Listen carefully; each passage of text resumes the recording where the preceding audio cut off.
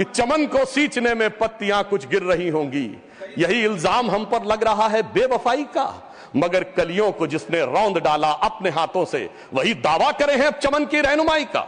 जब मैं उस दिन अपना वक्तव्य दे रहा था तो समाप्त होते समय माननीय गृह मंत्री जी ने आदेश दिया था कि जो संख्या मैंने अप्रॉक्सीमेट बताई थी उसको थोड़ा सुधार कर दे। तो आज मैं बताना चाहता हूं, पिछले लोकसभा में सबसे बड़ी जीत असम की धुबरी सीट पर 10,12,476 वोट से हुई थी, और जहां सबसे बड़ा डेमोग्राफिक चेंज हुआ है। परंतु इस सुधार के साथ मैं कुछ निखार या विकार भी बताना चाहता हूं। मैं बताना चाहता हूं, पिछला लोकसभा चुनाव एकमात्र चुनाव था भारत के इतिहास का जहां बांग्लादेश के अखबार में इनकी पार्टी के एक बड़े नेता ने, डेली स्टार अखबार का नाम है, जिसमें आर्टिकल लिखा जिसका नाम था मोदी हैज टू गो। मैं पूछना चाहता हूं कांग्रेस के नेताओं को, बांग्लादेश के अखबार में यह लिखने की आवश्यकता क्यों पड़ी मोदी हैज टू गो, और इसका और जीत का क्या कनेक्शन है? यह मैं प्रबुद्ध सांसदों के विवेक के ऊपर छोड़ता हूं।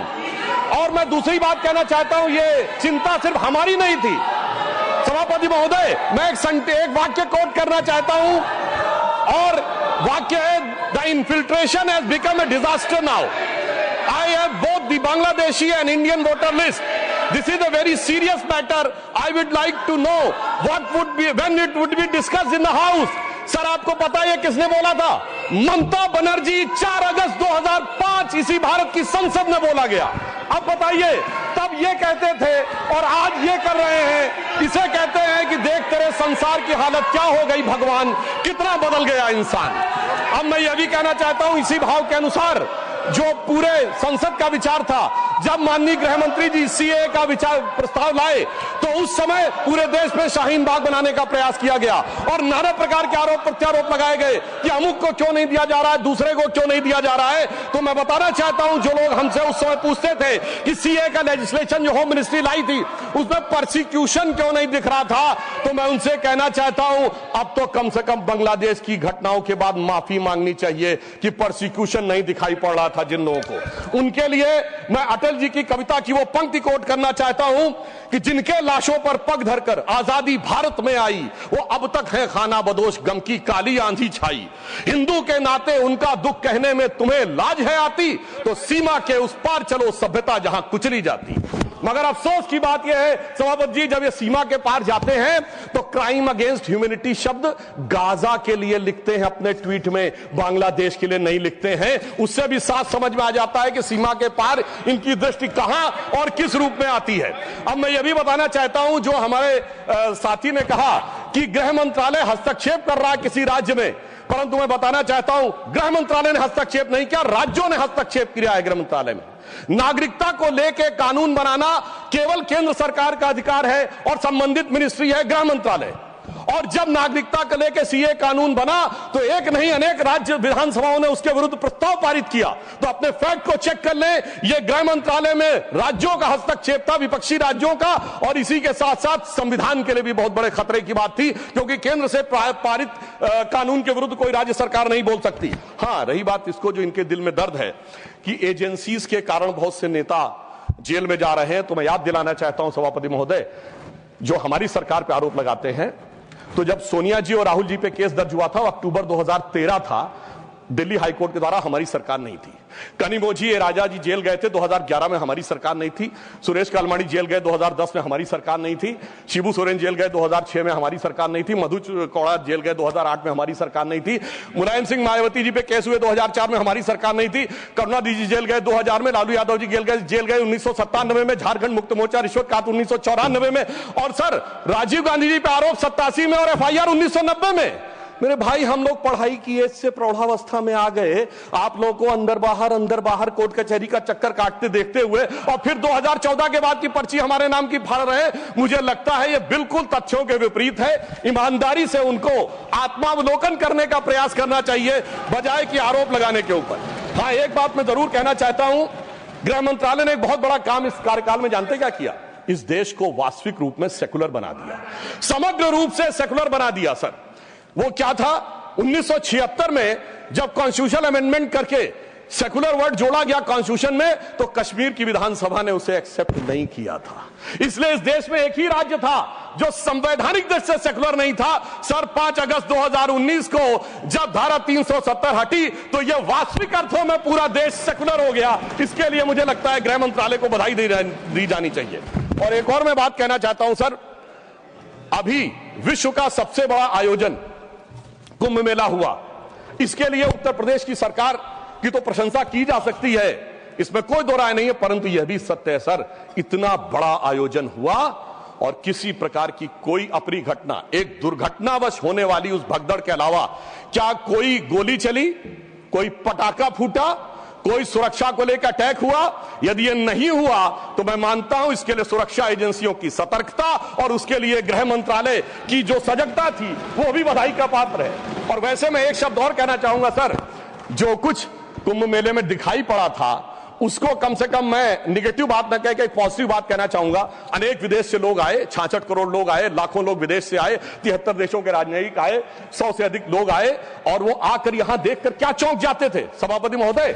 कोई कहता था दुनिया में सब कुछ पैसे के लिए होता है, मार्क्स, तो कोई कहता था सब फिजिकल प्लेजर के लिए होता है, फ्रायड, तो कोई कहता था नेम एंड फेम के लिए होता है। परंतु जब हमारे यहां नागा सन्यासियों को देखते थे तो पश्चिम के लोग आके जानते कि वो चौंक जाते थे। उसे एक पंक्ति में कहूं कि वो सुख खोजे भौतिकता में, मदिरा में, मांस की बोटी में, ये भस्म रमाए अपने तन पर खुश हैं सिर्फ लंगोटी में।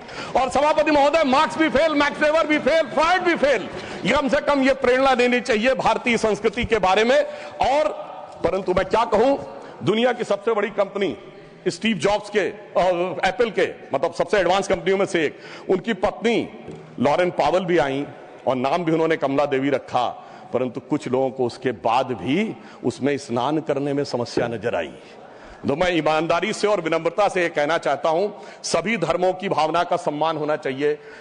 गंगा जल का सिर्फ सम्मान हमारे धर्म में नहीं है, काबा में भी एक आबे जमजम है और वहां के जल को भी वैसे ही पवित्र माना जाता है और माना जाता है कि उससे पाप कटते हैं। जब आप वेटिकन जाते हैं तो पोप भी आपके ऊपर जल छिड़कते हैं और कहते हैं this removes you from all the sin. मैं चुनौती से कहता हूं, इनमें से कोई किसी के बारे में बोल सकता है?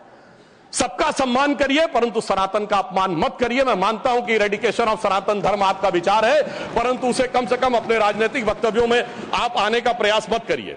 परंतु मैं एक बात और कहना चाहता हूं, अभी हमारे डीएमके के लोग डिलिमिटेशंस के बारे में बोल रहे थे, उनकी कंसर्न समझी जा सकती है, परंतु मैं सिर्फ एक बात कहूं सर, जनसंख्या का यदि उनको लगता है कि किसी जगह विचार बढ़ रहा है संख्या और किसी जगह नियंत्रित है, चूंकि उन्होंने नियंत्रित की है, तो सर ये सिर्फ ज्योग्राफी पर है कि सोसाइटी पर भी लागू होगा?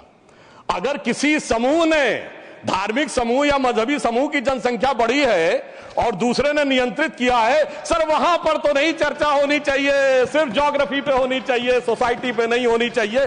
और मैं ईमानदारी से कहना चाहता हूं, यदि विचार जनसंख्या नियंत्रण का कानून लाने का समर्थन करिए, तो मुझे लगता है इस विषय के ऊपर ईमानदारी से काम करने का प्रयास करना चाहिए। अब मैं एक और बात कहना चाह रहा हूं सर, टैक्स कहना चाह रहा हूं कि राज्यों का समन्वय भी केंद्र सरकार के गृह मंत्रालय के अंडर में आता है, परंतु राज्यों का समन्वय का विषय दोनों तरफ से होता है। राज्यों के ऊपर भी दायित्व है समन्वय का और केंद्र के ऊपर भी दायित्व है। इसीलिए मैं कहना चाहता हूं, परंतु जब ऐसी बातें उठती हैं कि किसी राज्य का कोई मंत्री कहता है कि टैक्स कलेक्शन वहां ज्यादा हो रहा है तो हमें अलग हो जाना चाहिए, तो किसी राज्य का मंत्री उत्तर भारत के किन्हीं राज्यों के लिए या बिहार के लिए आपत्तिजनक बातें कहना शुरू करता है, इससे राज्यों का जो समन्वय है वो गिरता है। और मैं कहना चाहता हूं सर, समन्वय का सबसे दुखद उदाहरण था इसी संसद के एक सदस्य ने छत्तीसगढ़, राजस्थान और मध्य प्रदेश में हमारी जीत के बाद इस सदन के नहीं, दूसरे सदन के सदस्य ने यह शब्द बोला था कि भाजपा सिर्फ गोमूत्र वाले राज्यों में जीत सकती है। तो मैं उनको बताना चाहता हूं सर, जिनके की दिमाग में मैकाले और मार्क्स का वायरस भरा है, तो उन्हें बताना चाहता हूं कि गोमूत्र का anti bacterial, anti fungal, anti cancer के लिए मेडिसिनल पेटेंट है और पेटेंट का नंबर है 64100059। तो मैं कहना चाहता हूं, कृपया जाके अपने मन से मैकाले और मार्क्स का मैल साफ करिए, तो राज्यों में समन्वय बहुत बेहतर ढंग से दिखाई पड़ेगा। और मैं अंत में सभापति महोदय, सिर्फ मैंने जहां से बात प्रारंभ किया था वहां पे बात को समाप्त करता हूं। एक उदाहरण देना चाहता हूं, एक फिल्म आई थी एक दौर में जिसका नाम था वेडनेसडे।